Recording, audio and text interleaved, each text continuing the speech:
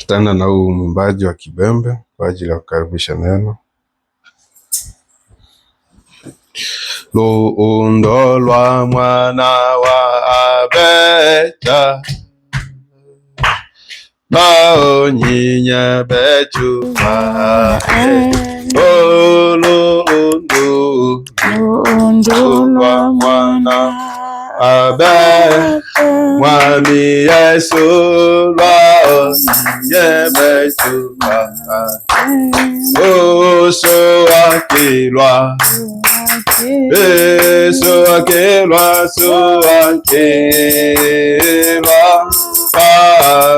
pamshiwa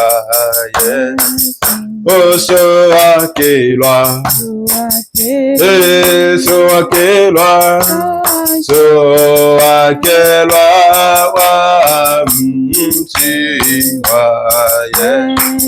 yo anga bechu twaona byange mwami wetu Yesu wetu iato anga bechu twaona byange ule mwami wetu iato Yesu akilwa Sara so akilwa wa mshiwa so akilwa dada so akilwa wa mshiwa ebochi egbangene bole shiyane ba onyiwa bo ebochi egbangene bole wake mwami shiyane ba onyiwa bo Basha ube basha ube basha china jaye ube basha ube ube basha ube china jaye so akilwa ile so akilwa wa mshiwa so akilwa makofi pastor so akilwa wa mshiwa Yesu.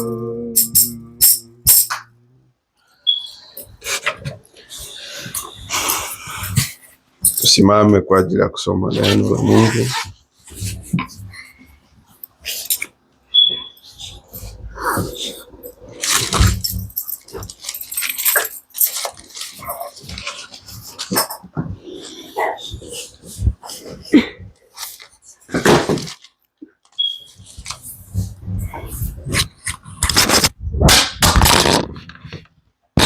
Forgive.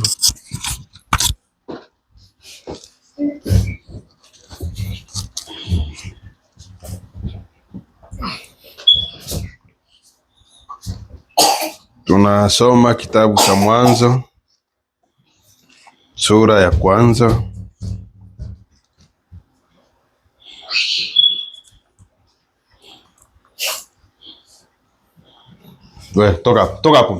toka kwenda kwa hivyo kule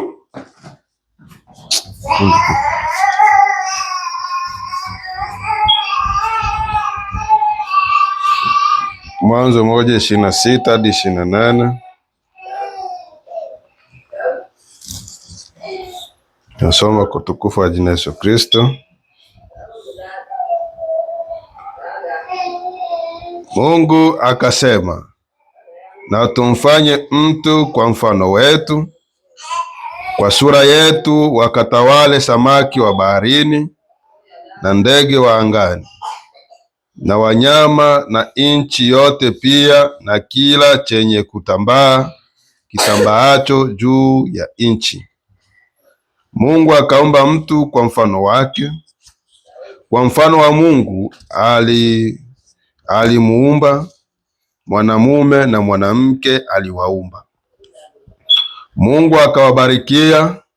Mungu akawaambia, zaeni mkaongezeke, mkaijaze nchi na kuitiisha, mkatawale samaki wa baharini na ndege wa angani na kila kiumbe chenye uhai kiendacho juu ya nchi. Amen. Tunasoma Mwanzo 1:14. Mungu akasema, na iwe mianga katika anga la mbingu ili itenge kati ya mchana na usiku, na ili itenge kati ya mchana na usiku, nayo iwe ndiyo dalili na majira ya siku na miaka. Tena iwe ndiyo mianga katika anga la mbingu itie nuru juu ya nchi. Ikawa hivyo.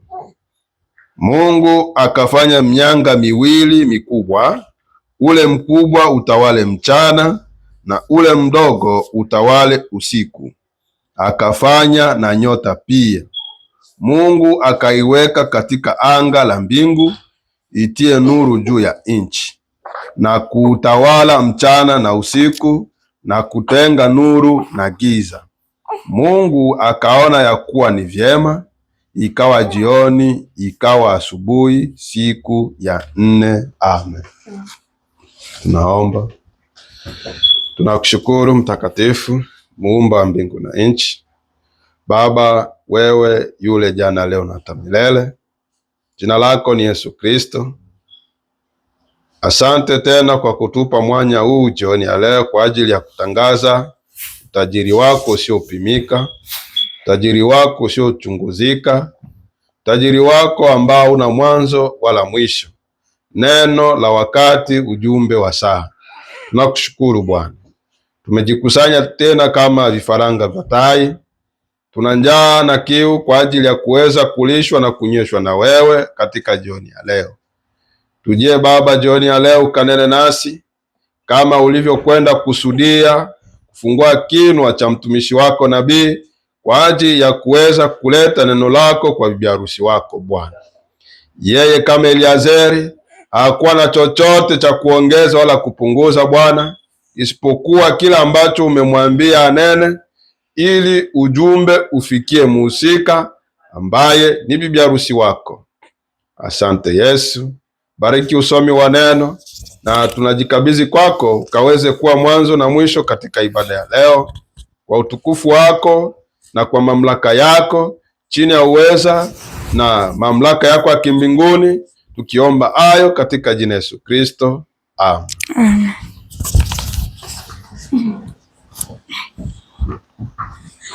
Kaa vizuri. Kaa vizuri. Sogea hapo.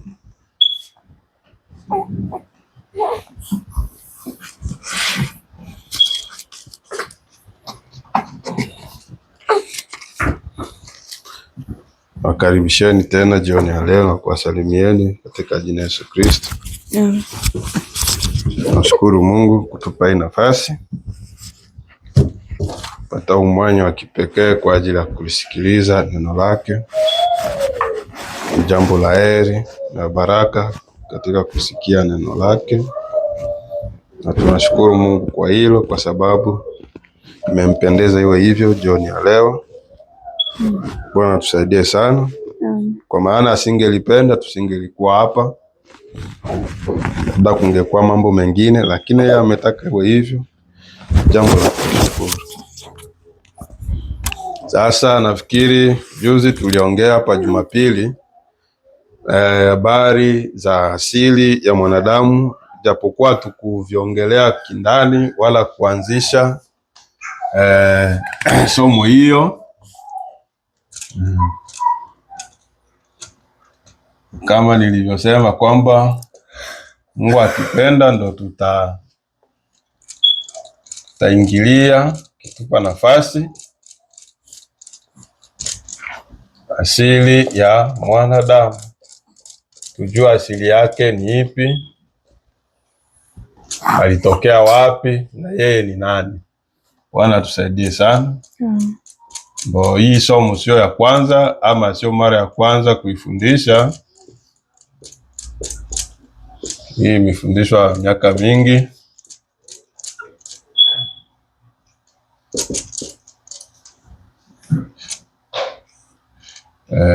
Pia hapa Mwanzo 6:1-3, yote haya tutakwenda kuyagusa Mungu akitupa nafasi. Asili ya mwanadamu. Sasa mimi sitaenda haraka sana kwa ajili ya kuigusia na kuanza rasmi hadi pale Mungu ataniruhusu kwa rasmi, japokuwa tutaongelea hapo kidogo kidogo, lakini kwa kuingia kindani sana bado kabisa. Nasubiri kile ambacho Mungu atasukuma zaidi na zaidi, ili tuone kile ambacho nabii wetu alikwenda kukifunza, ili na sisi tujue kama tuko wapi na sisi ni wakina nani. Bwana tusaidie sana. Sasa tuliona juzi kwamba tuliongelea habari za wanandoa kwa ajili ya kurudilia yale ambayo tulinena kwa ajili ya mtazamo au tathmini, mise au point, tafakari, kuangalia wapi ambako hatukunena vizuri au tuliongeza ama kupunguza ama tulikuwa tujaelewa vizuri, tukawa tunarudilia yale ambayo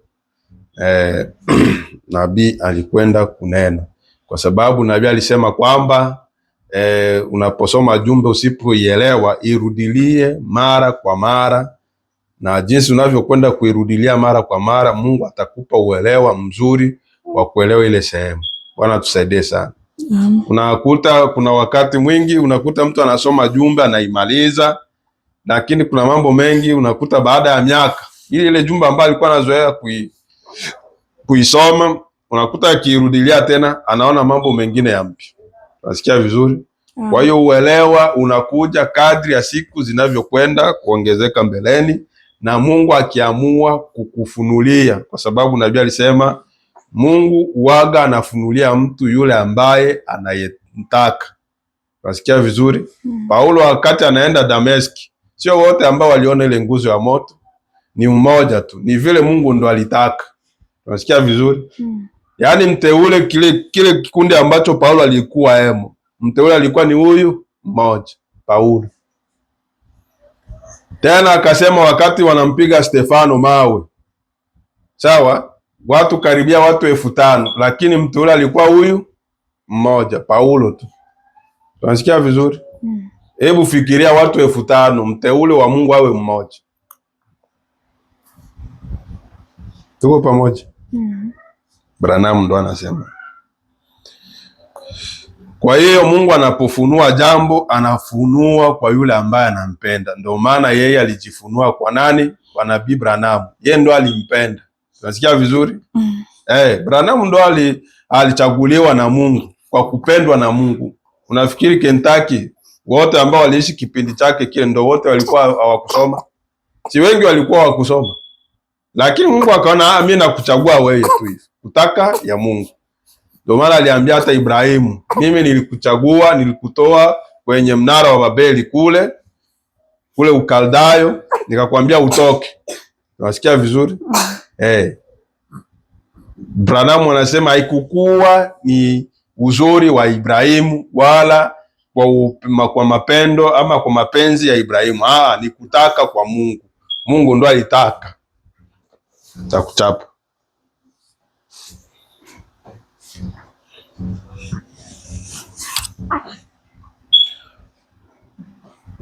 Pastor, angalia huko. Tuko pamoja? Mungu ndo alitaka. Kwa hiyo tukaona habari za pene, tuliongelea Hiyo tayari nafikiri inaeleweka vizuri. Pia tukaongelea habari za uzazi wa mpango. Nabii alisema kwamba pakiwa na hali ambayo inaleta utata, lazima watu wasitishe kuongeza watoto, kuzaa. Sio neno, kwa sababu inaweza ikaleta nini? Mauaji kwa nani? Kwa dada. Unasikia vizuri? Kwa sababu nabii anasema kwamba mtoto anapoumbika ndani ya tumbo la mama, yeye anakuwa chini ya moyo wa mama yake. Tuko pamoja? Nabii ndo anasema hivyo.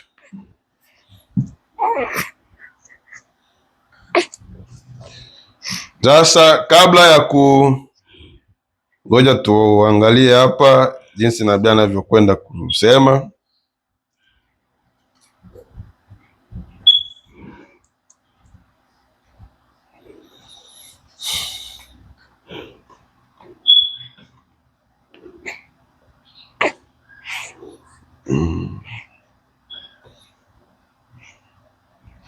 Ngoja nisome aya ya hawa wanandoa. Tarehe 28 mwezi wa 10, tarehe 28 mwezi wa 10,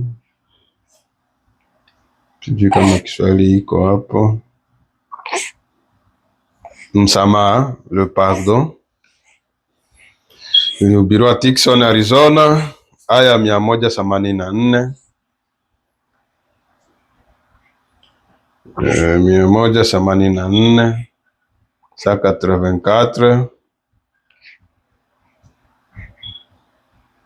hadi 189. Tusikie historia ambayo ilipitika kwa wanandoa. Hii ni ya miaka mingi sana niko nayo hii, lakini nilikuwa bado sijaisoma. Ni ya siku nyingi sana. Tarehe 28 mwezi wa 10 63. Tusikie nabii anavyokwenda kusema. Nisema hatujaingilia sana asili ya mwanadamu, lakini tutaingilia tu kidogo Mungu jinsi atakavyokwenda kutuongoza. Katika kufunga 184, jumbe unaitwa msamaha, le pardon kwa Kifaransa.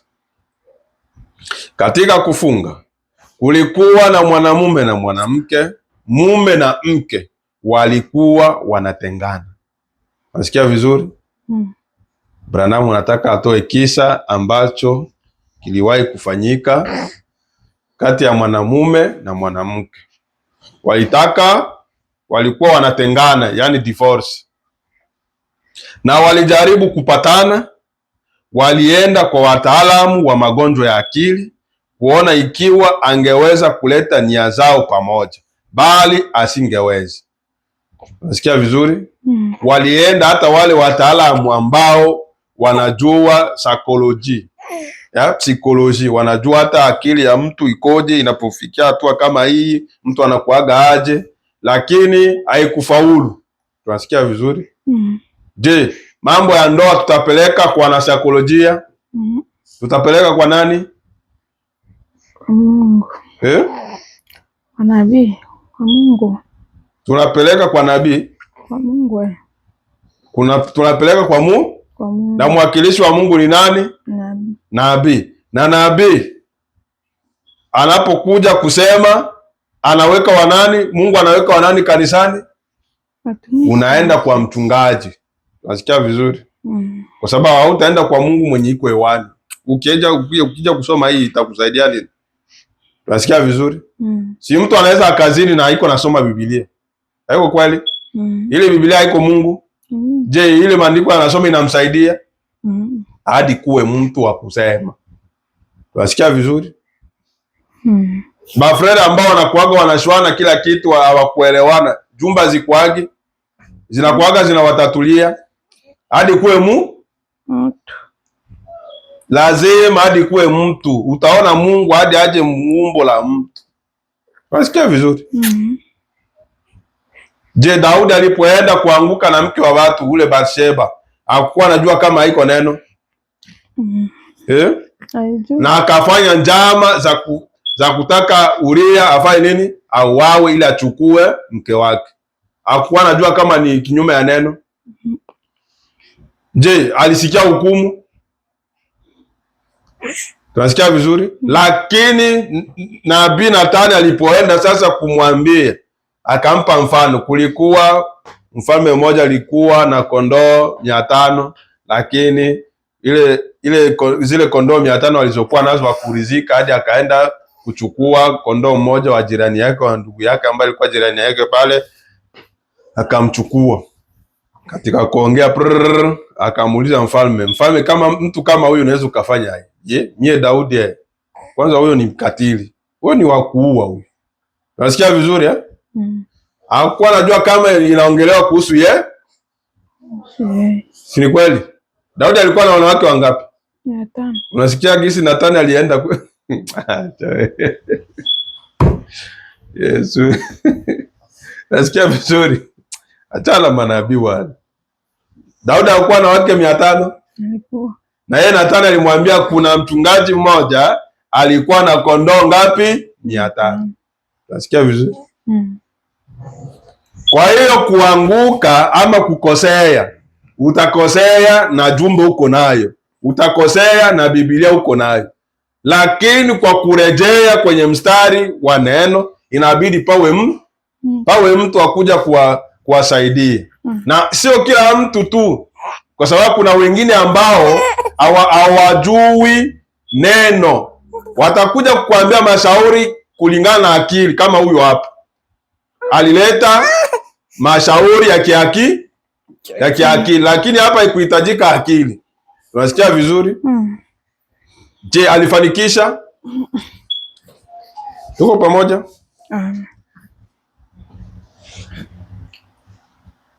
Katika kufunga kulikuwa na mwanamume na mwanamke, mume na mke walikuwa wanatengana, na walijaribu kupatana, walijaribu kukaa chini kusuluhisha, hakuna kitu. Tuko pamoja? Inafikiaga ni kweli? Unafikiri Branham na mke wake walikuwa washwani? Haya. Unasikia vizuri? Lakini kwa sababu ni Wakristo viliendelea, havikuisha.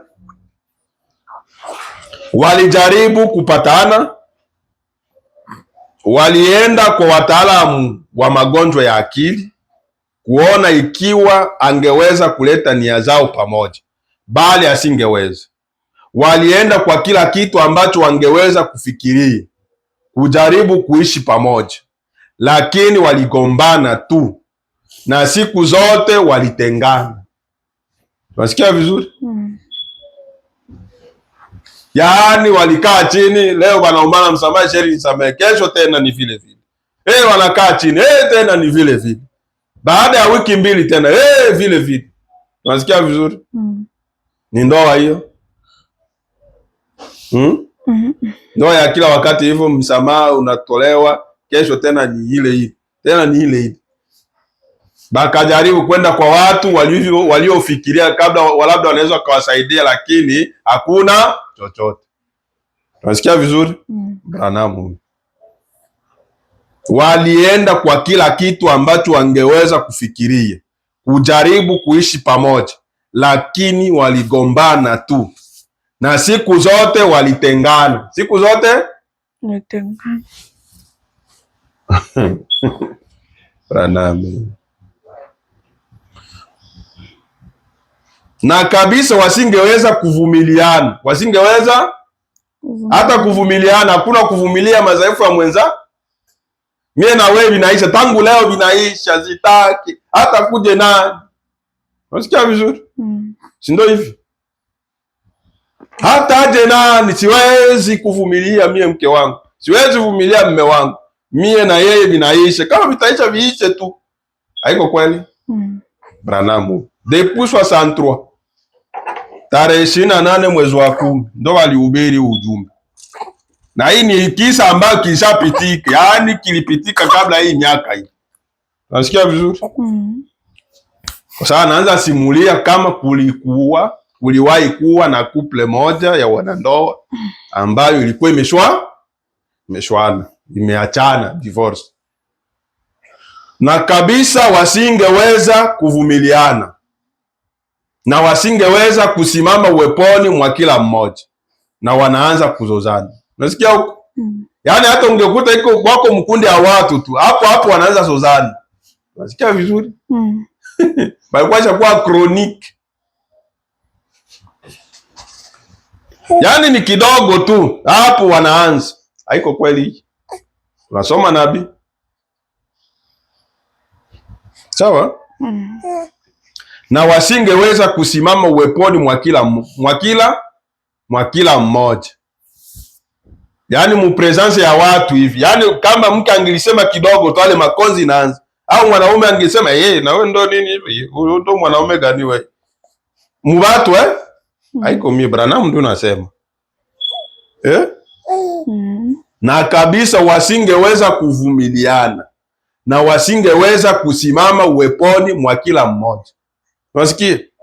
Na wanaanza kuzozana. Kwa hiyo waliamua wangetalikiana, wakaamua wacha wapi? Marekani Ilihubiriwa Tikson hii kwenye wingu tena ilishuka. Kwa hiyo sikia, kwa hiyo walikodi mwanasheria kuwapa talaka. Unasikia? Mwanasheria wa kuamulia kwamba kama kutakuwa ni kugawa vitu wagawe mbwasa. Sawa sawa? Na wakampata. Tunasikia vizuri? Kwa hiyo walikodi mwanasheria kuwapa talaka. Naye akasema, vema, sasa kabla hatujafanya hivyo, kasema, tunapauza mahali hapo. Tena kasema, nyote afadhali mwende huko na mgawe mali kati yenu kabla amjapata talaka na mali hapo kuuzwa. Unasikia vizuri? Mwende kule nyumbani kwenu, kama mtauza parcele muuze, kila mtu agawa, mkifika kule gawaneni kila mtu sehemu yake. Kisha ndo mje huku kwa ajili ya kuandikia nini? Talaka. Sawa?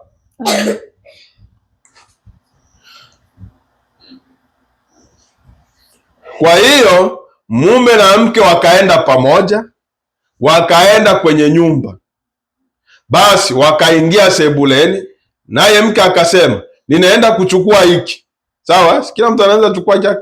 Na mume akasema, ninaenda kuchukua hiki. Ndipo wakazozana na wakagombana na kufanya yasiyofaa mmoja na mwenzake. Baada ya kitambo wangesema, vema, nitakupa hiki kama utachukua hiki.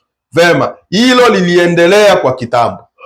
Ndipo wakaenda sebuleni na mahali mbalimbali na kuingia jikoni na masahani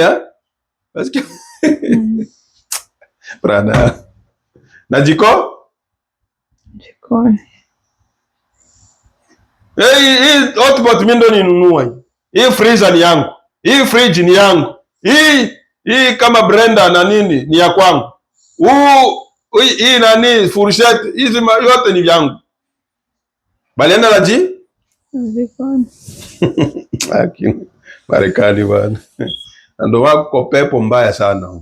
Unasikia vizuri? Surtout hii. Ni pepo mbaya hii ya divorce hapa Marekani. Ukiona mtu anafanya divorce hapa Marekani, wahurumie. Wako pabaya. Tunasikia vizuri? Kwa sababu ndio pepo kali hapa Marekani. Talaka. Tunasikia vizuri? Na kuingia jikoni. Na kuingia chumba cha kulala. Na kwenye walikuwa wanalala, kila mtu anachukua shuka ya, mimi ndo ninunua shuka. Hii mata hela ni ya mimi ndo ninunua. Hii kitanda mimi ndo ninunua. Unasikia vizuri? Waligawana mali yao, waligawana kila mtu yake. Sawa? Ndipo hatimaye wakakumbuka kulikuwa na vitu fulani kwenye dari juu sasa. Sawa? escalier ya juu kwenye dari, uplafu, juu ya plafu kuna vitu ambao walikuwa wanaviweka wanavihifadhi huko. Tuseme kama vile store, kwenye wanaweka store ya vitu vingine. Kwa hiyo walipanda juu kwenye dari na kuvuta kasha la kale. Ndipo wakaanza kutoa vitu mbalimbali, kasema unaweza kuchukua hiki na unaweza kuchukua hiki. Tena kule wanaanza gawa, na hatimaye macho yao wote wawili yakaangukia kitu fulani kidogo, na wote wawili wakakinyakua. Sasa kulikuwa jambo fulani ambalo kiliwavutia wao wote, kila mtu akatamani akichukua. Unasikia vizuri?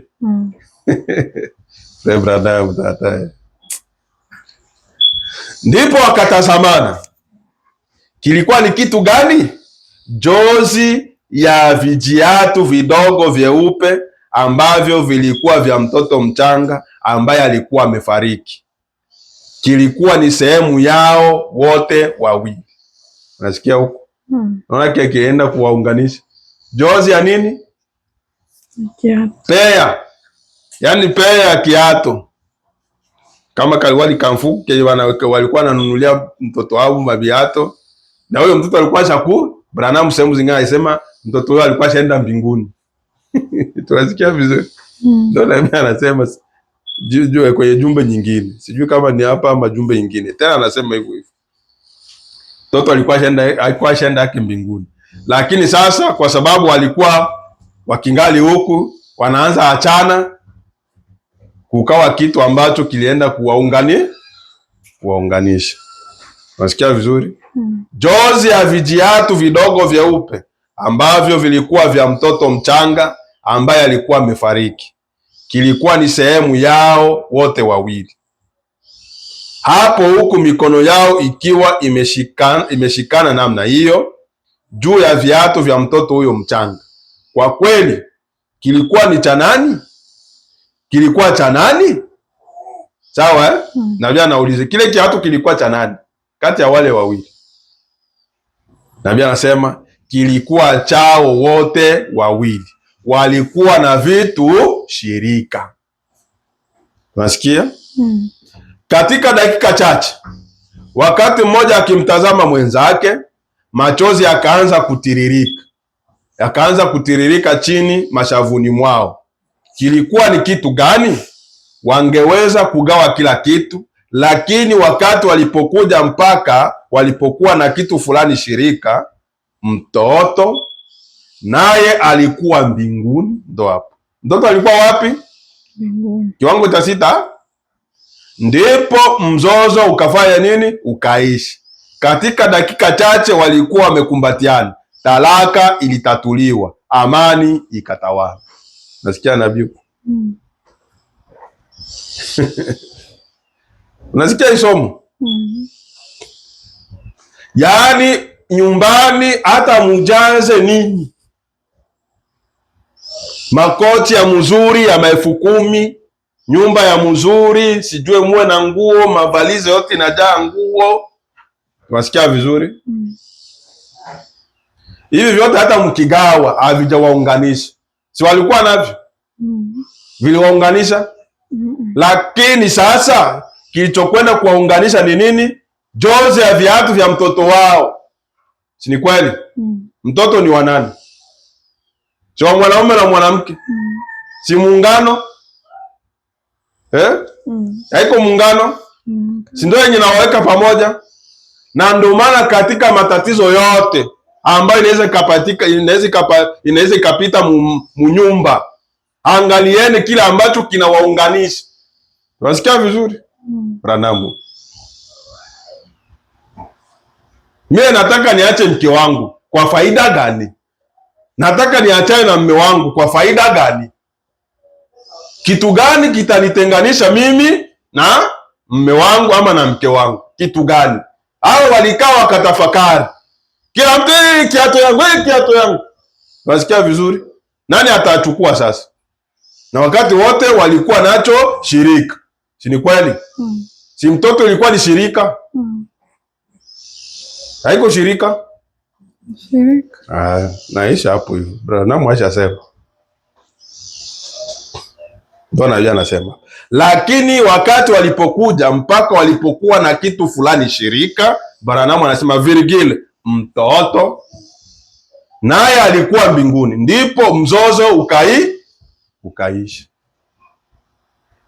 Sasa wewe unataka uache mke wako, mtoto nani, watoto nani atawalea? Tunasikia vizuri? Na ndio maana nabii anakuambia kusoma Biblia, Malaki nasema kwamba Mungu anachukia nini? Talaka. Ndipo mzozo ukaisha. Katika dakika chache walikuwa wamekumbatiana, talaka ilitatuliwa, amani ikatawala. Tunasikia vizuri? Kilichowaunganisha ni nini? Biato mtoto hapo uko somo kubwa hapa, mambo mengi kwa hapa ya ndoa hii na munyumba hii. Mimi naenda kwetu, mimi na wewe tangu hivi vinaisha hivi, na wewe mimi sitaki. Hapana, angalieni kile ambacho kinawaunganisha. Unasikia vizuri? Je, gari ndio inatuunganisha? Nyumba ndio inatuunganisha? Ni nini? Unasikia vizuri eh? Branham ashasema.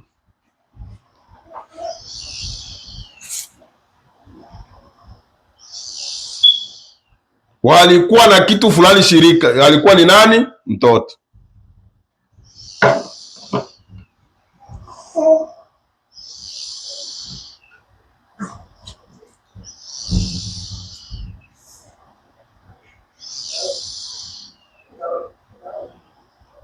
Tuko pamoja? Tunasoma ulimwengu unaporomoka. Ulimwengu unaporomoka.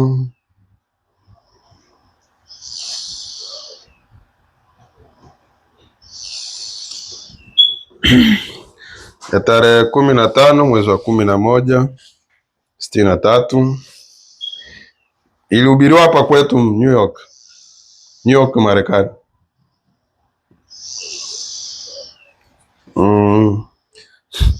Aya ya ngapi hapa? 100 na ngapi? 147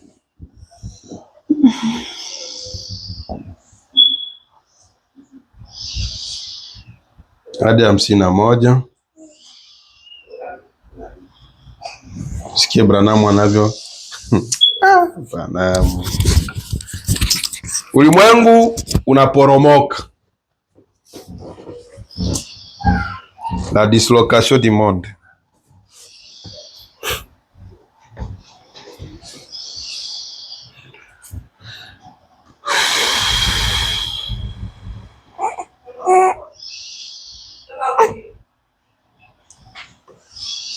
Nabii anasema hivi 147 ulimwengu unaporomoka, tarehe 15 mwezi wa 11 63 147. Nabii anasema hivi. Tunashangaa leo hii. Branham anashangaa leo. Na mimi nashangaa. Sisi wote tunashangaa. Sisi wote tunashangaa. Jua ya nini? Hatuyajua kama ni kitu. Papa Branham.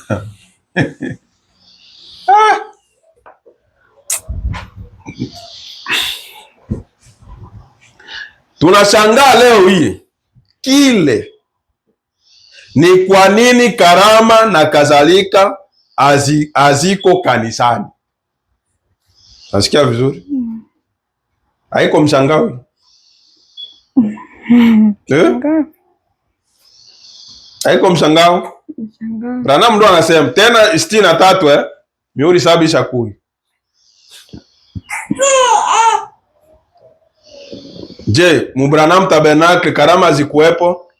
Zilikuwa. Kwa nini aseme tena anashangaa eti karama haziko mkanisa? Kuna jambo fulani hapa ambalo tunakwenda kujifunza. Sawa?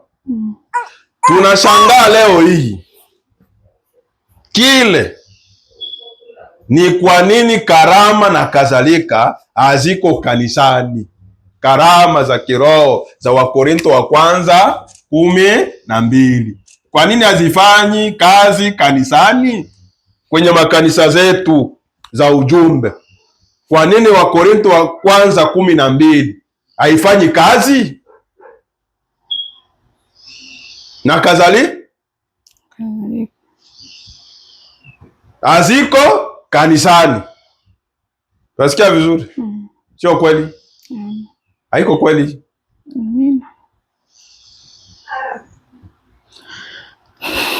Haiko kweli?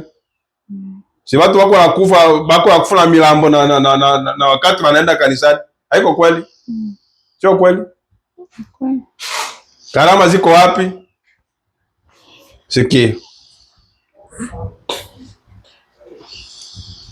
Ni kwa nini karama na kadhalika haziko kanisani zikifanya kazi jinsi zinavyopaswa kuwa?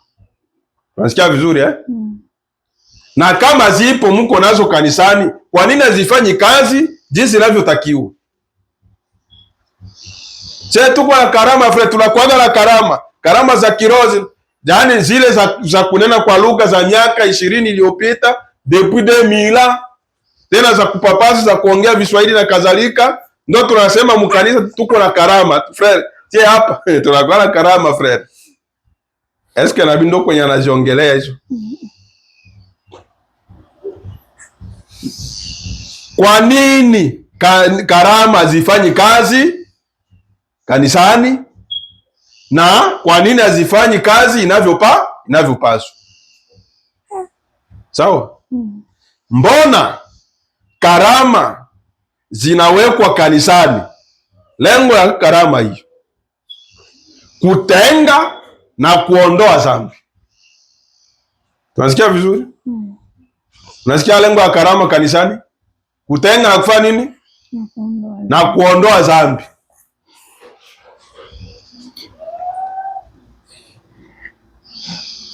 Tuko pamoja? Niambie sasa, mwewe uko nasema uko na karama, kanisa yako iko na karama, kila kitu kinafanyika, lakini bazinzi ndo wanajamu kanisa. Hizo karama zina kazi? Zina kazi hizo? Ni za mashetani. Tunasikia vizuri? Utaniambiaje karama ambazo ziko kanisani na hazitengi dhambi, haziondoi dhambi mubatu? Pasteri iko nasimama hapa na iko mchawi. Sasa karama ambazo mnasema ziko kanisani za nini? Za kumsupport tu mchungaji? Tunasikia vizuri? Nasoma nabii. Frere, tuko na karama frere. Mungu anasemaka frere. Huyu Mungu wetu haiko kiziwi.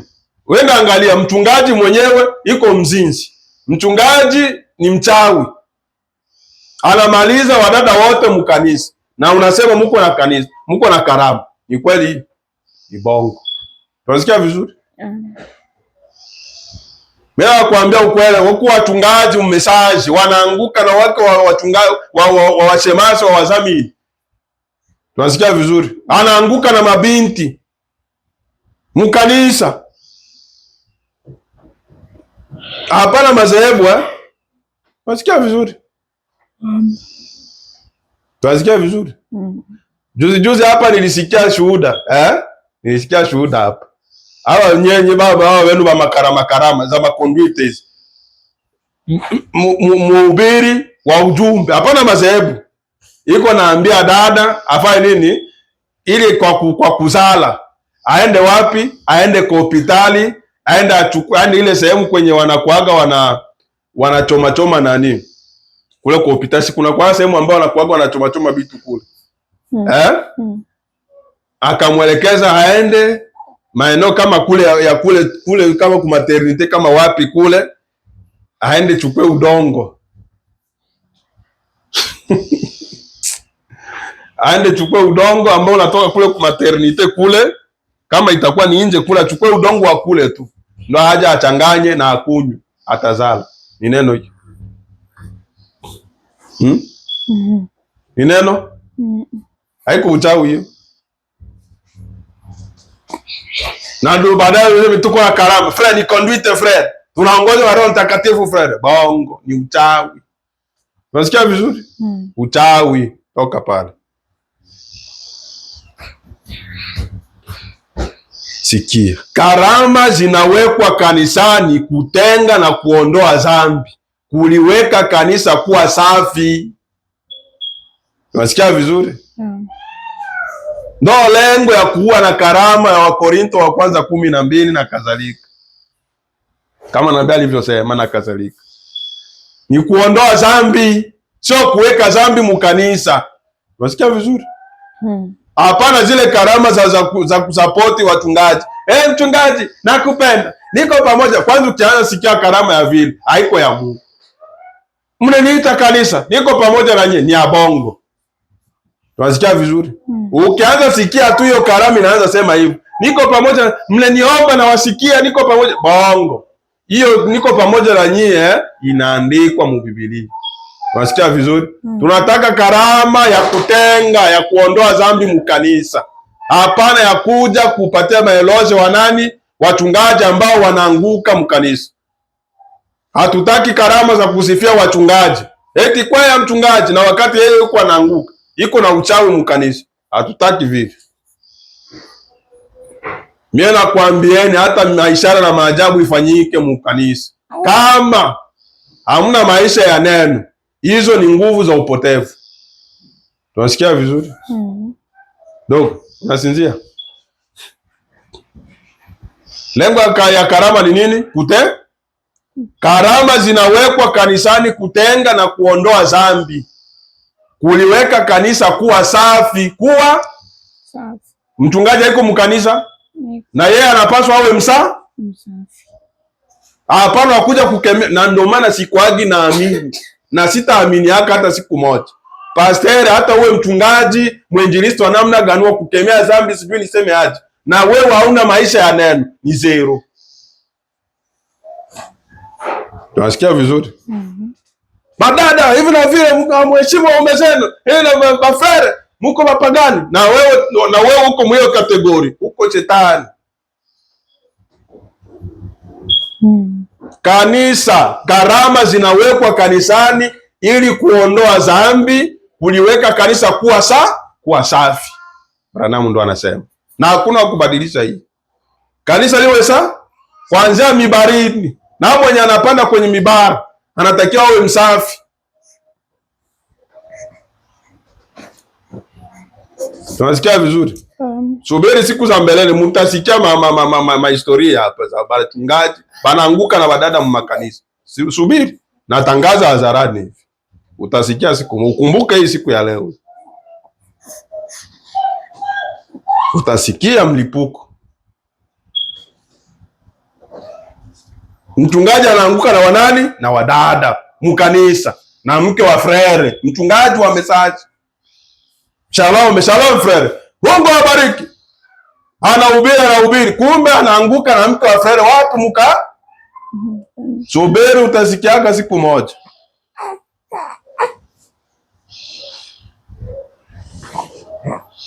Kanisa liwe safi kuanzia mibaridi, kuanzia stafu yote ya wazee wawe wasafi. Tunasikia vizuri? Na ndio maana sipendagi mzee wa kulazimisha waamini. Usiende ambia muamini aishi kitu ambacho wewe mzee ukiishi, ni makosa. Tunasikia vizuri? Ni makosa.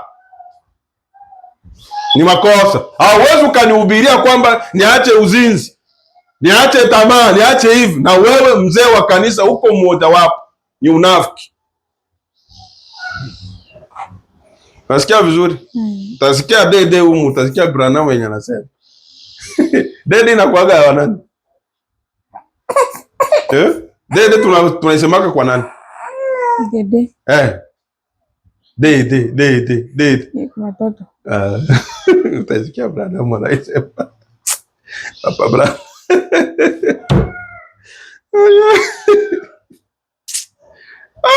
Papa Branham. Utasikia Branham anasema dede. Kanisa inakuwa dede.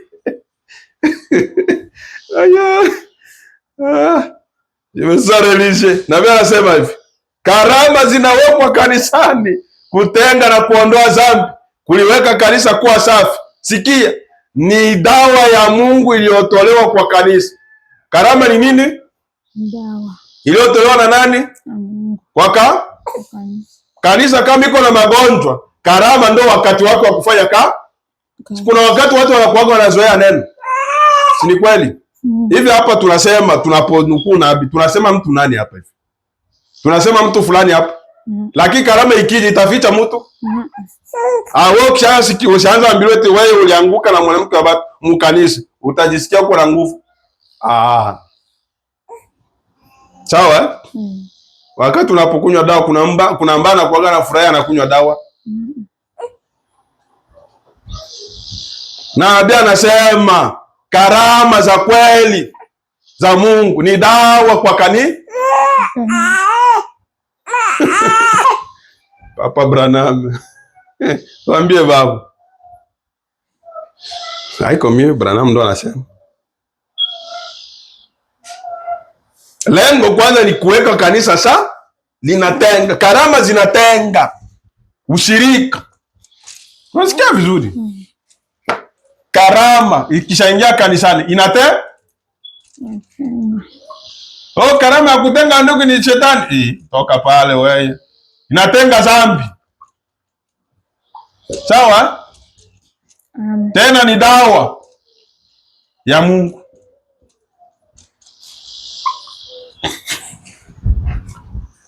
Katre. Kuliweka kanisa kuwa safi.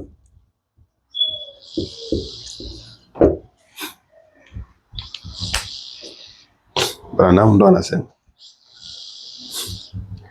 karama zinawekwa kanisani kutenga, ya kwanza hiyo na kuondoa dhambi, kuliweka kanisa kuwa safi. Sawa? Ni dawa ya Mungu iliyotolewa kwa kanisa. Ni dozi. Sikia. Ni nini ya Mungu? Pia kiuaviini chake ambacho yeye huweka ndani ya kanisa, kuua na kuondolea mbali wanyonyaji wote ambao urarua kanisa. Unasikia? Yaani tuko na mafrere ambao ni wadudu. Tunasikia vizuri? Tuko na wadada na wachungaji makanisa ni wadudu. Sasa kunatakiwa kuwe banitaka insecticide, kuwe dawa ya kuua wadudu. Tunasikia vizuri? Ni dawa ya Mungu iliyotolewa kwa kanisa. Ni nini ya Mungu? Pia kiuaviini. Inaua zile zote dalili, inaua wadudu wote ambao wanaweza kuja kuharibisha nini? Kanisa. Niambie kanisa gani iko naweka dhambi za watu hadharani? Banafanya kule kwa ofisi, banafichana kule. Clara anaanguka na banamuke huko nje, banamficha wapi? Kwa ofisi. Hiyo kanisa imeoza. Tunasikia vizuri? Imeoza.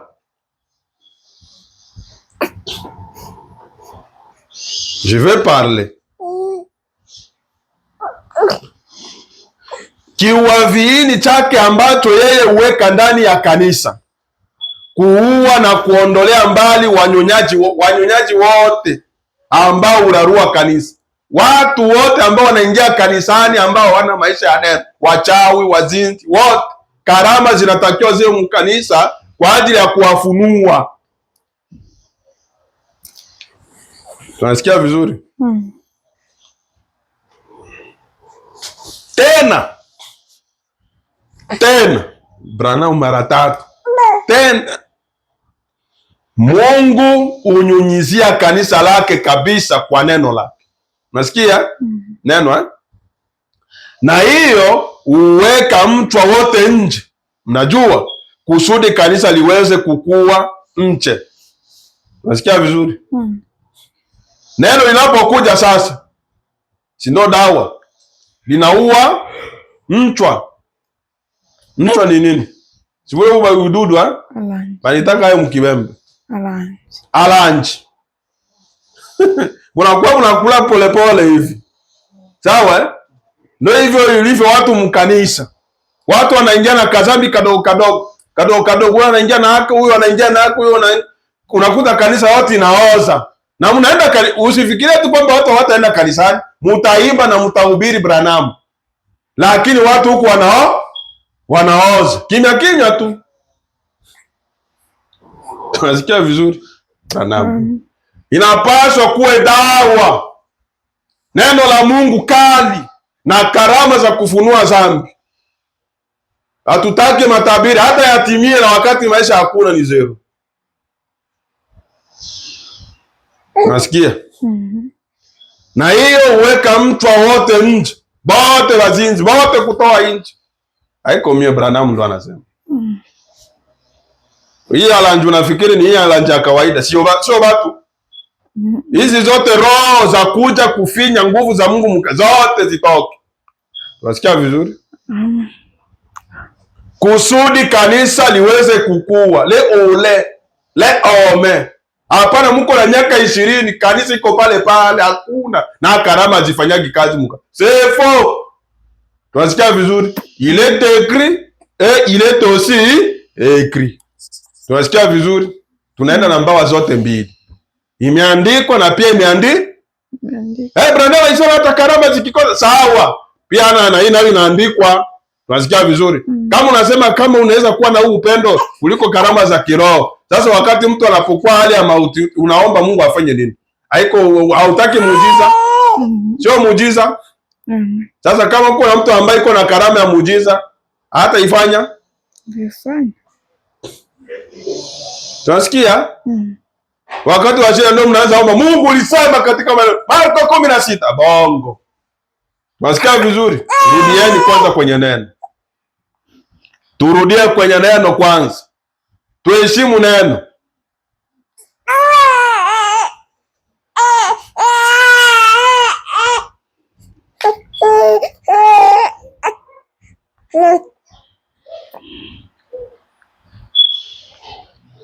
Tunasikia?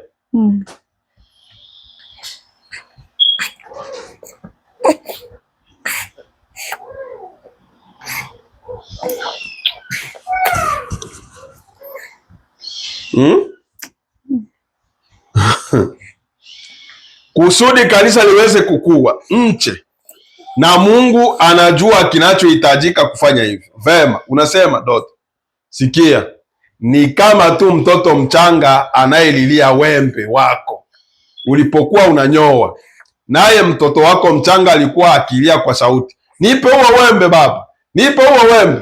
Maskini mwanao mwenye umri wa miaka 2 au 3 anapaza tu sauti, unasikia? Na kuruka juu chini sakafuni, na kuruka juu chini sakafuni, nipe wembe. Si ndio anakuaga nipe, analia. Vema, unajua bora kuliko kufanya hivi. Vema, usingempatia huyo mtoto mchanga huo wembe, ajui jinsi ya kuutumia. Si ni kweli?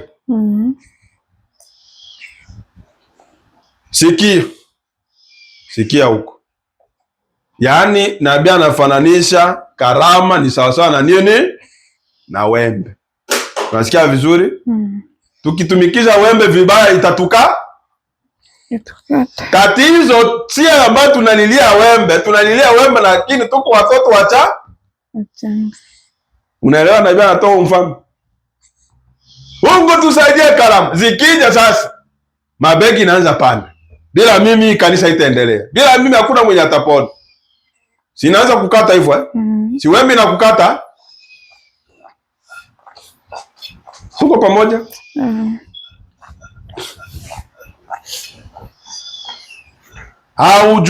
Hajui jinsi ya kuutumia, na hiyo ndio sababu hatupati tena karama za kiungu kuliko kile tufanyacho. Nasikia? Ndio sababu ya kukosa makarama za mzuri mkanisa. Hatujui namna ya kuzitumiki. Ni kama mtoto mdogo ambaye anayelilia nini? Wembe. Anajua kuitumikisha wembe, haitamkata. Lakini wewe mtu mzima unajua nikimpa huyu mtoto wa miaka 2 3 haitamsaidia. Ndio maana Mungu anaacha. Tunasikia vizuri? Anaangalia nikimpatia huyu karama, huyu mabegi taanza hapa. na matangazo itaanza kutumwa kila mtu. Frere, tunaanza ombea watu huko, tunaombea watu wanaanza pona huko. Ndio Mungu alisema vile. Ndio unaanza ma Facebook la frere, sisi tuko naombea watu huko frere, tuma mahitaji huko. Ona watoto machanga. Ajabu kabisa. Haiko utoto. Unalala. Na hiyo ndiyo sababu hatupati tena karama za kiungu kuliko kile tufanyacho. Wanaisukumia mbali kwenye namna fulani ya desturi, huko kwenye dhehebu fulani. Sio kweli? Aba bisemagi baba, hakuna bafreba anasemaga makanisa. Kanisa makarama baba Pentecost, ba Methodist, abasemagi. Ba tupilia kwa wanaisukumia mbali kwenye namna fulani ya desturi, huko kwenye dhehebu fulani. Unasikia? Sababu sio kwamba eti hawapendi. Sikia nabii anavyosema, hawajui jinsi ya kuishughulikia. Unasikia vizuri? Hatujui, tusianze kudanganyana. Niambie, kwa mfano mtu wewe unaponya mtu wa kansa mwenye alikuwa na hana mguu na wote. Hapo masimu unaanza piga. Mchungaji, mzee, ndugu, frere, nani mwenye iko na magonjwa mtume hitaji on aujue kuzitumiki. Inakuwa publicite. Branamu, Mungu alikupa hiyo kwa sababu ya publicite. Frere, tuma hitaji frere, Mungu wetu uko anafanya kazi huko. Mungu wa malaki. Tuma hitaji, dada anaumwa nini? Estoma, hapa nisite. Tuma frere. Tutaiombea huko on. Hawajui kuvitumiki. Batoto bachanga wanapewa wembi na bakata. Na baadaye kesho yake mabegi na panda. Mungu iko anitumikisha. Na ndio maana baada ya hapo hawakwagi wanakubali tena neno. Haiko kweli? Mimi nakwambia kwa asilimia kubwa ya wandugu ambao wanatumikishwa na makaramu hawakwagi nakubali neno. Unasikia vizuri? Hadi aenda alote kwa. Alote, Mungu amwambie. Hawajui jinsi ya kuishughulikia. Mungu anajua cha kufanya nayo. Vema, uenda ukasema maskini mvulana huyo, uenda akakwambia ulimnyima wembe. Si ni kweli? Hata kwambia mama ulininyima wembe, nilikuwa nakuomba wembe ulininyima. Si ndio tunasemaka? Kiroho tuseme hivyo. Mungu unapatia madhehebu karama, sio unatunyima juu ya nini? Hatusemaki? Hatusemaki? Tunasema. Sikia. Maskini mvulana huyo uenda akakwambia ulimnyima wembe. Aseme, ninakuona ukitumia baba. Bali unaona wewe una umri mkubwa zaidi, unajua cha kufanya nao. Ni kweli? Ugisi utakavyotumikisha ile wembe, wewe mtu mzima iko sawa sana mtoto mdogo? Hapana. Siko tofauti. Na ndivyo ilivyo karama. Sikia. Na hivyo ndivyo wakati kanisa likikua kutoka kuwa mtoto mchanga anayeenda dede huku na brada.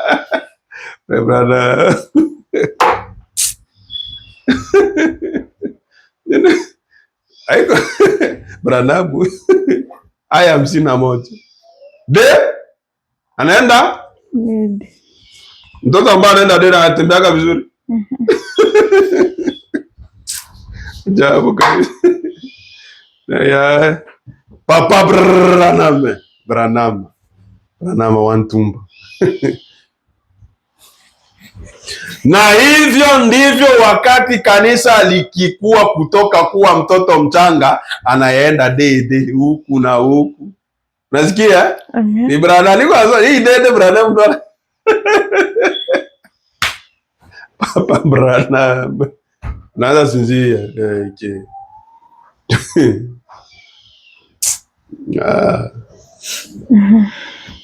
Hivyo ndivyo wakati kanisa likikua kutoka kuwa mtoto mchanga anayeenda dede huko na huko kufikia sifa halisi ya mwana na binti za Mungu, ndipo mambo yanaenda kuwa tofauti. Naam Bwana, kanisa linapaswa kuwa likitenda kama wana na binti wakati tunapaswa kuwa walimu, inabidi tufundishwe. Unasikia? Tunapaswa kufundishwa jinsi ya kutumikisha nini? Karama. Leo watu hawana walimu wa kuwafundisha namna ya kutumikisha nini? Karama. Ni ile tu ikilipuka tu basi na baadaye anaenda ingizwa mchumba cha karama. Unasikia vizuri?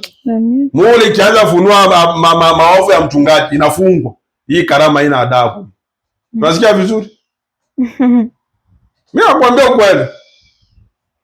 Hii karama hii haina adabu. Hii inasema sema vibaya juu ya mchungaji.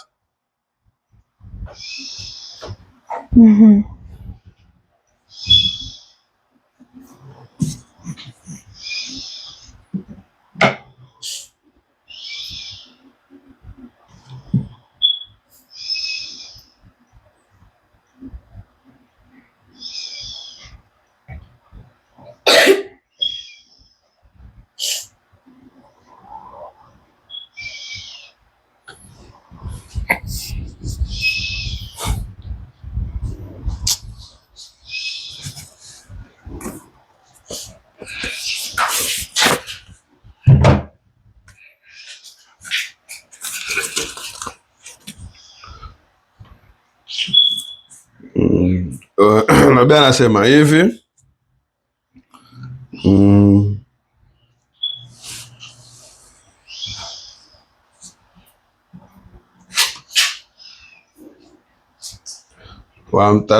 ujumbe wa 58 wa tarehe 4 mwezi wa 10,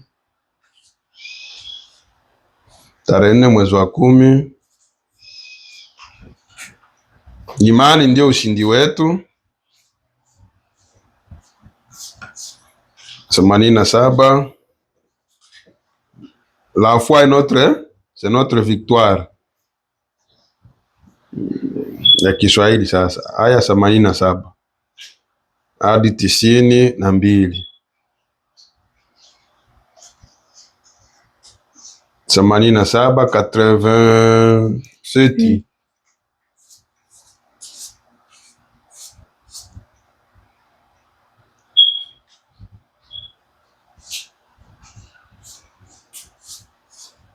Sikia nabii. Kwa kuunganisha ile wazo ambalo nilisema juzi ya kuhusu daktari, nabii anasema hivi. Wengi wenu watu mnamwamini madaktari wenu. Mnawaamini madaktari wenu.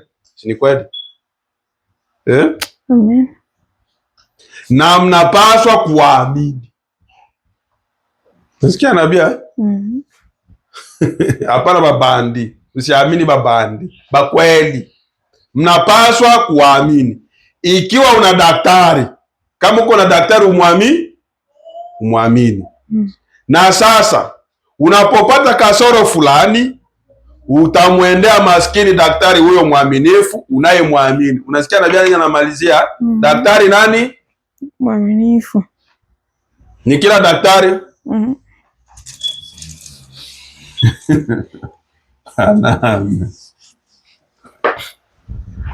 Sawa?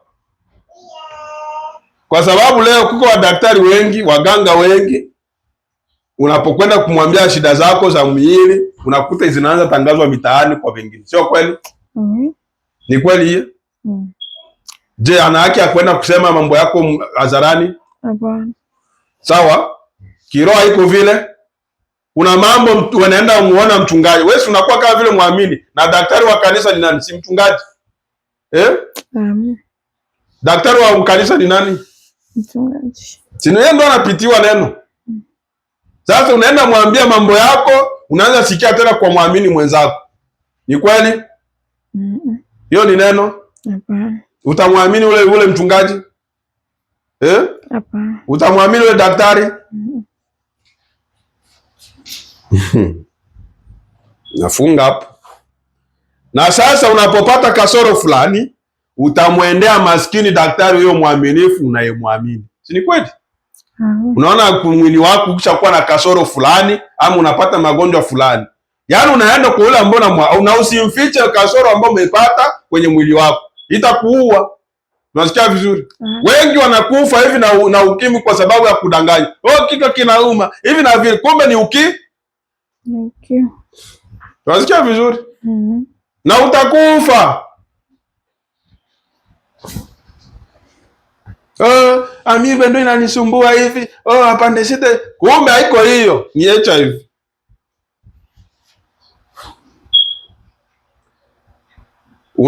Utamwendea maskini daktari huyo mwaminifu na yemwamini. Hivyo ndivyo unavyopaswa kufanya. Hilo ni nzuri. Ndipo basi unawasilisha kisa chako kwake. Kama akisema unapaswa kwenda hospitalini, hufanyi lolote ila kwenda nyumbani na kupakia nguo zako na kwenda hospitalini. Unasikia? Si unamwamini? Nasema hii ugonjwa wako hiyo, hadi uende hospitali kubwa ndio watakusaidia. Sawa? Wewe usianze mimi niko na Mungu mkubwa, mimi atanifanyia mimi. Hapana. Tasikia Branham hapa. Kama akisema unapaswa kwenda hospitalini, ufanyi lolote ila kwenda nyumbani na kupakia nguo zako na kwenda hospitalini. Hakika unamwamini huyo daktari, na ikiwa hataamua kuwa unataka kwenda hospitalini au unapaswa kwenda, hasa atakuandikia maagizo na kukupa kifurushi kizima cha vidonge. Sio kweli? Nawe utavimeza, nawe ujui kilicho ndani ya vidonge hivi, lakini una imani na daktari wako. Si ni kweli? Tunajuaga vile vidonge wanaweka nini, lakini kwa sababu kwambia hii ukikunywa na hii matatizo ambayo uko nayo utasikia hivi na hivi na vile, mara dakika fulani hivi utasikia kizunguzungu. Hawasemagi hivyo? Si ndio daktari wa kawaida hivi? Daktari wa kawaida huyu. Vipi kuhusu Mungu? Nawe unaogopa kumeza baadhi ya injili anazokupa. Nasikia vizuri? Gisi watu wanakuaga wanaogopa kukunywa dawa za kawaida na kiroho vile vile. Watu wanakataa kuamini ujumbe wa Branham. Haiko kweli? Sio kweli? Kwa kupigwa kwake uliponywa. Imani ni ushindi unaoshinda ulimwengu. Imeze uone kitakachotokea. Ni imani. Unasikia?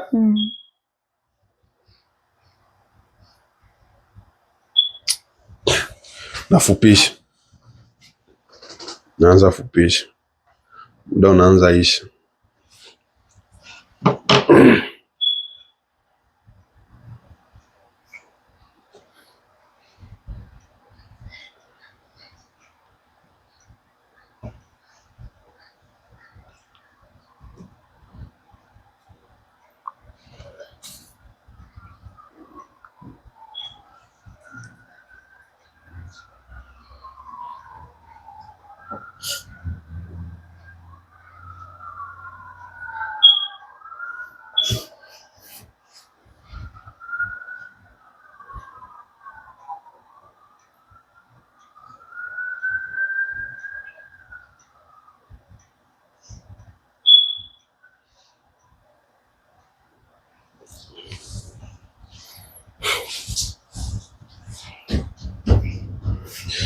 Sikia nabii anavyokwenda kusema kumwamini Mungu, na tutamalizia hapa.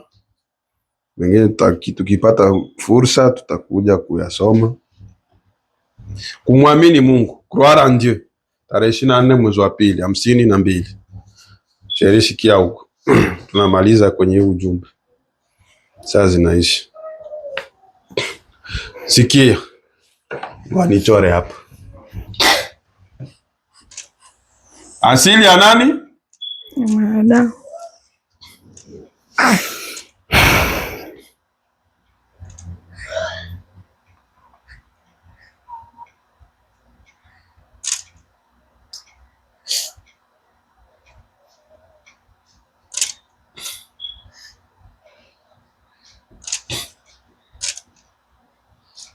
Asili ya mwanadamu.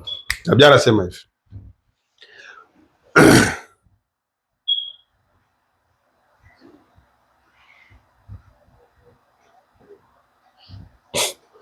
Huko nje ni dhambi.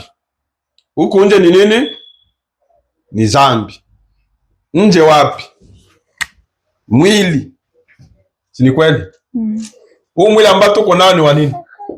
Wa dhambi.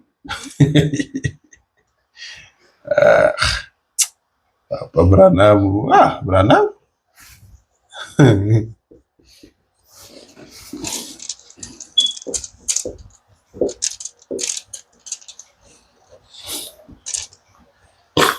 Huyo si ndo mtu. Ana sehemu tatu. Huko nje ni dhambi. Je, ulijua hilo? Nabii anauliza, ulijua hilo? Miili yetu yote ambayo iko hapa ni ya nini? Na mwili wa nani? Na hata wa Branham. Tunasikia vizuri? Ilibidi pawe wazo fulani ya tamaa ili Branham aonekane. Mwanadamu yeyote ambaye iko hapa, tunasikia vizuri? Ni dhambi. Je, Yesu hakuwa na mwili wa mwanadamu? Mwili wake ilikuwa dhambi? Ni dhambi sababu anasema kila mwili ni dhambi.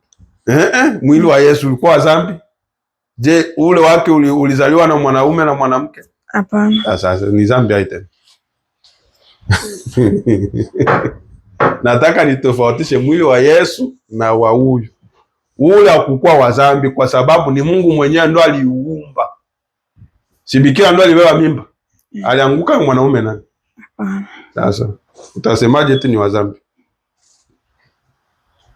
Miili yote ambayo kwa hapa duniani tofauti na waule wa mzee wa siku. Ingine yote sawa ni dhambi. Tunasikia vizuri? Huku nje ni dhambi mwili. Situko tunasoma asili ya mwanadamu. Huko nje ni dhambi. Je, ulijua hilo? Unajua mwili wako ni dhambi? Unasikia vizuri? Nabii anauliza, je, unajua mwili wako ni dhambi? Hiyo ndio sababu usijaribu kukamilisha mwili huo, ni dhambi. Je, ulijua hilo? Hautakamilikaga hata siku moja. Unasikia nabii? Tunaanza na chomoa kadogo. Mwili hadi gisi tutazekwa na kufufuka na kunyakuliwa. Ukiwa na wa kawaida usifikire siku moja utakamilikaga. Hapa. Branham ndo anasema. Tunaelewa? Hiyo ndio sababu usijaribu kukamilisha mwili huo, ni dhambi. Je, ulijua hilo? Ulijua hilo? Huo ulizaliwa katika dhambi, ukaumbwa katika uovu, ukaja ulimwenguni ukisema uongo. Yaani gisi yule alivyo pale, ni msema, yaani iko na sifa zote za dhambi, iko pale. Tunasikia vizuri? Toka hapo, toka hapo. Toka hapo. Mtoto mchanga anapozaliwa, yeye anakuwa na sifa zote za yuko muuaji, yuko mchawi, sifa zote za dhambi, kwa sababu mazingira ambayo aliundwa ni ya nini? Ni ya dhambi. Tunasikia vizuri? Kwa hiyo iko pale vile, iko muongo. Kwa nje. Tuko tunaelewa? Mwanadamu yeyote anapozaliwa hapa duniani, yeye ni mfanya dhambi. Hata kama ni mtoto, hata wengine sasa hivi ambao wanazaliwa kwa hospitali, wote ni watenda dhambi. Na atasema tunasikia vizuri. Ndio watu tutakuja kurudilia zile aya tena za nabii. Ndio ile nabii alikwambia kwamba mtoto anapozaliwa, ile kulia ng'e anapokea roho. Vile pale yule vile iko na roho fulani ambayo inampa uhai. Tunasikia vizuri? Na ile roho ambayo inampa uhai, swate ya Mungu ama ya shetani ambayo inamuongoza pale. Tunasikia vizuri? Tuko pamoja? Kama ile roho ambayo ilisababisha yeye aliye kama ni ya Mungu, wakati atakapokuwa mtu mzima, atakuja kuamini neno la Mungu. Hata kama huko anaweza pita katika uchafu wa dunia, lakini mwishowe anakuja kukutana na nini? Na nuru. Mfano yule mama Msamaria, tunasikia vizuri? Yaani wakati alipozaliwa yule mama, sawa, alikuwa na malaika wa nini? Wa mbinguni, ndo aliingia ndani yake. Tunasikia vizuri? Lakini nje akaishi kwanza mazambi. Sasa wakati ulipofikwa yeye kukutanana sasa na nuru ambayo ilikuwa ni Yesu, ikakutanana na nuru nyingine ambayo ilikuwa ndani ya yule mama Msamaria, vikaambatana. Tunasikia vizuri? Zambi katoweka. Tuko pamoja? Na ndio maana walimuuliza nabii, je, mtoto mchanga anapokufa anaendaka mbinguni? Sawa? Sehemu zingine anasemaga ndio, kila mtoto mchanga ambaye anakufa anaenda mbinguni. Swali sehemu nyingine akasema hapana. Hiyo inategemeana na Mungu kama alichaguliwa tangu misingi ya ulimwengu. Unasikia vizuri? Amen. Kwa hiyo sio kila mtoto mchanga ambaye anakufa ndo anaenda mbinguni au anaenda kiwango cha sita. Sawa? Unasikia vizuri? Amen. Twende polepole. Kipindi cha Nuhu kulipona wangapi? 8. Watoto wachanga wakuwepo? Walienda wapi wale? Walienda na maji. Yaani wale wote vile hawakuwa na mbegu ya Mungu. Wenye walikuwa na mbegu ya Mungu walikuwa wangapi? 8 tu. Ensiremi. Unasikia mambo ya Mungu? Huko nje ni zambi. Je, ulijua hilo? Unajua mwili wako ni zambi? Unajua hivyo? Amina. Adamu alikuwa na mwili wa nini? Wa zambi. Si ndio wa Mwanzo 2:7? Waza? Si ndio wenye ulimtuma yende anguke? Je, katika ule Mwanzo 1:26 alikuwa anaanguka? Alianza kusikia upweke wapi? Muroho ama mumwili? Mwili eh?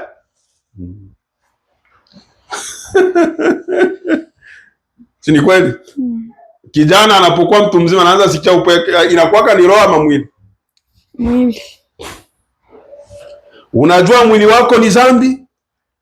Hiyo ndio sababu usijaribu kukamilisha huu mwili, hautakamilika hata siku hii.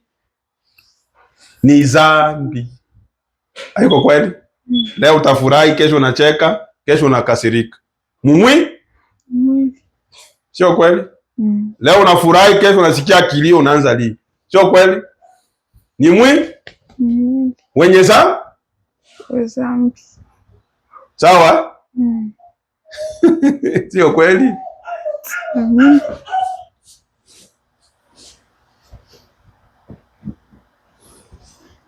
Je, ulijua hilo?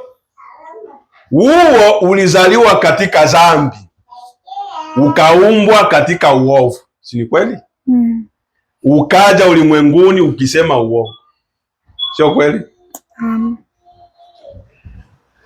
Na nafsi hiyo ni vivyo hivyo mpaka nafsi ilipokufa na kisha kuzaliwa mara ya pili na Mungu. Basi nafsi hiyo haiwezi kufa. Nafsi itendayo dhambi itakufa. Unasikia vizuri? Bali yeye aniaminie mimi yuna uzima wa milele. Basi kuna uhai usioweza kufa unaoishi katika mwili huo. Sasa hiyo ni kama kijito kinachotoka mbinguni, kama kiini ndani ya mwanadamu, kama reyo, kama nwayo, kiini. Tunasikia vizuri? Amen. Sasa nabii anataka kusema hivi, huyu mtu anapokuwa katika hali ya dhambi, sawa? Yaani kompartima zake zote tatu zinakuwa zote zinafunikwa na dhambi. Na nafsi yake, tunasikia vizuri? Na nafsi yake inakuwa inafunikwa na nini? Na dhambi. Na ndio maana inatakiwa kuzaliwa mara ya pili. Tunasikia vizuri? Ili upate mwili mpya, ili tabia, ndio nabii alisema, tabia mpya. Roho Mtakatifu anakuja ndani kuondoa tabia ya uovu, inakupa tabia njema ya neno. Tunasikia vizuri?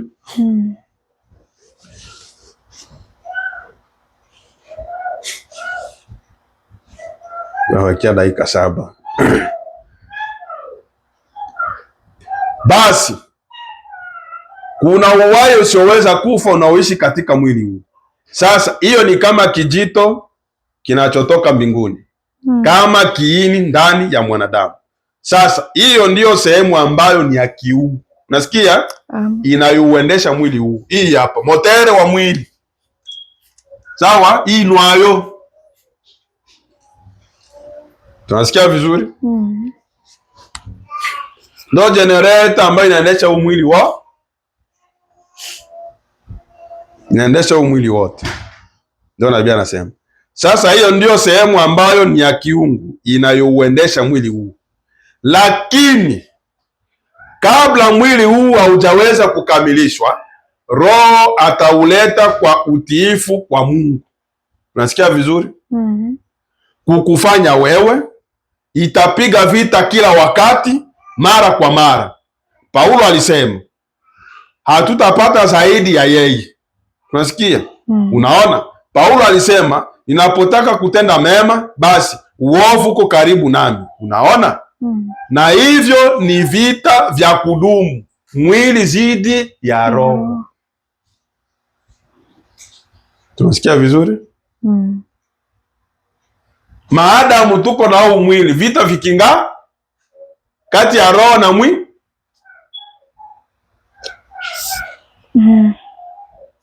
Sawa? Amen.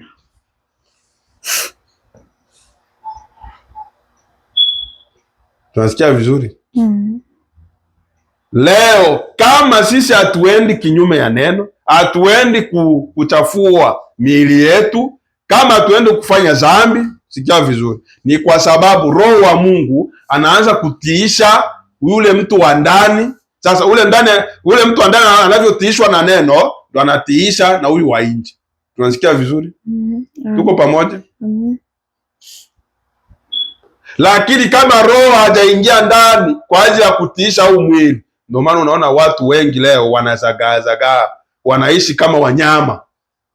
Tunasikia vizuri? Nabii anasema na hivyo ni vita vya kudumu, mwili zidi ya roho. Yaani ni mapambano kati ya roho na mwili kila siku. Ndio maana siku ile nilisemaga kwamba na sisi tuna haki ya kukunywa pombe, ya kuenda kucheza disco. Si ni kweli? Si starehe ya mwili? Si ndio kenye mwili unapendaka? Tunasikia vizuri? Lakini Paulo akasema kwamba yote naruhusiwa kuyafanya, lakini hata yale ambayo mimi naruhusiwa kufanya si yote ambayo ni ya muhimu kwangu kuyafanya. Mimi kama Mkristo siwezi nikafanya kama wengine wanavyokwenda kufanya kwa ajili ya ulimwengu wa sasa au kwa ajili ya anasa ya ulimwengu wa sasa. Mimi kama Mkristo, lakini nina haki, nikiwa na huu mwili, nina haki na mimi nijiunge pamoja nao. Tunasikia vizuri? Ndio hapo kunakuwa vita sasa. Ndio maana Paulo akasema hapa, nabii akanukuu Paulo kwamba ninapotaka kufanya jambo jema, mabaya yanatangulia. Yaani ni vita. Wakati wewe unapochagua upande wa neno, mwili nao unakusonga, mwili nao unakubeba, ni vita. Tunasikia vizuri? Ni shetani na Mungu akipambana ndani yako usiku na mchana. Tunasikia vizuri? Mwanaume anapoona mwanamke ambaye anavaa kiezebeli anamtamani, si ni kweli? Na unakuta anakuwa na hali kama vile amfuate, amtongoze, awe demu wake, kama wanaume wengine wanavyofaa, kama vijana wengine wanavyofaa, si ni kweli? Lakini kitu cha ndani kinakwambia ni vita. Na yeye anasema ni vita vya kudumu, sio vya leo na kesho. Sawa? Na yeye anasema na hivyo ni vita vya kudumu, mwili zidi ya roho. Na hapa unaenda ukiangalia mwili, daktari alisema na ninaamini dot, angalia ni dhambi jinsi gani, basi uweze kumtumikia Mungu. Tunasikia vizuri? Sasa ukiwa na ile mawazo ya kusema kwa sababu si neno la Mungu ishasema kwamba ni mwili roho hii razi, lakini mwili ni dhaifu. Ukichukua mwili sasa hivi frere, tuko katika mwili frere, hata na wewe ndio utaweza kabisa. Uwe na huruma ya ndugu yako frere. Unaniambia nikae hivi kabisa bila na dada? Kwa sababu dada ameniacha ndo nibakie tu seliba hivi. Hata na wewe, hata roho na akili frere. Unasikia huko Ndio hapa nabii anasema hivi. Hapa unaenda ukiangalia mwili. Daktari alisema na nini? Sinakwambia si ndio natakwambia hivi. Abasemaki wa daktari? Anasema wewe dada wewe. Hivi gisi wewe miaka yote hauna mwanaume. Ndio inakupatia hiyo matatizo. Sio kweli? Maisha kuwa si ni kweli? Ni bongo. Yaani vile iko na trete na mwili wako, sawa, ukuendeshe kinyume ukuendeshe kinyume ni vita. Tunasikia vizuri? Nasikia kinaniuma sana kama vile mtu wanamkasola hivi wanampiga shoka. Daktari, sie ndo wataalamu, tunajuaka mzunguko wa mwili wa mwanadamu. Yaani mwanamke anapokuwa hivi, mume wako hivi, uko na siku ngapi mume wako hajarudi? Miaka 2, tunaona. Nilikwambia. Ndio matatizo hayo kuya huku. Unasikia? Na ukikubali unaanguka vile. Mwili unakupelekea, unaenda kupeleka kufanya mazambi. Unasikia vizuri? Eti na hapa unaenda ukiangalia mwili. Unaenda ukiangalia mwili wangu. Daktari, mwili hapa na hapa unaenda ukiangalia mwili. Daktari alisema. Daktari fanya nini? Hawezi ukakaa hivyo mwanamke miaka yote hivyo kunavumilia vulete hadi mume wako akute. Hapana. Hivyo na wa mfumo wako wa mwili. Unasikia? Shetani huyo. Daktari alisema na nini? Na ninaamini doto. Angalia ni dhambi jinsi. Angalia ni dhambi jinsi gani? Basi huwezi kumtumikia Mungu. Ukifuata yale yote ambayo daktari anakuambia ambako kinyume ya neno, hauwezi mtumikia nani? Mungu. Siki. Unapaswa kutupa kando hisi zako. Maumivu yote ambayo unasikia mwili tupe. Unaisikia wapi? Unaisikia kwenye mwili? Unasikia vizuri? Tama unaisikia wapi siku mwili? Tupa zote. Uache neno ichukue nafasi. Sawa? Amen. Unapaswa kutupa kando hisi zako. Mungu hakukupa hizo hisi ili umtumainie nazo. Unasikia? Unasikia? Amen. Hisi 5 za mwili. Kuona, kuonja, kugusa, kunusa, kusikia. Sawa? Aviambatani na Mungu. Avihusu Mungu.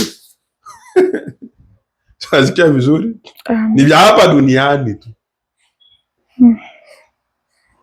Tuko pamoja?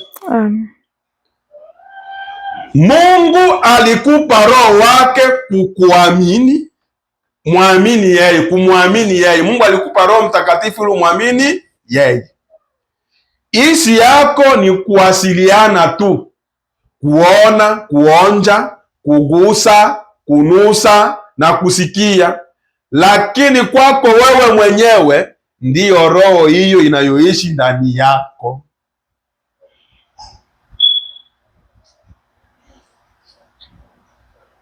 Sawa? Na wakati huo umefanywa upya na mtu wa kale akafa na mtu mpya akuzaliwa mara ya pili na kuzaliwa mara ya pili, hiyo ni sehemu ya Mungu. Basi unakuwa mwana wa Mungu, mzao wa Muumba. Tunasikia vizuri? Mwili wa nani? Wa mwanadamu. Tunasikia vizuri? Branham ndo anasema. Na Bwana bariki ya machache. Tunamaliza kwanza hapo.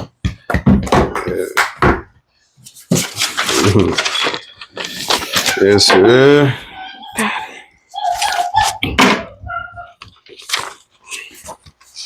Tuko pamoja?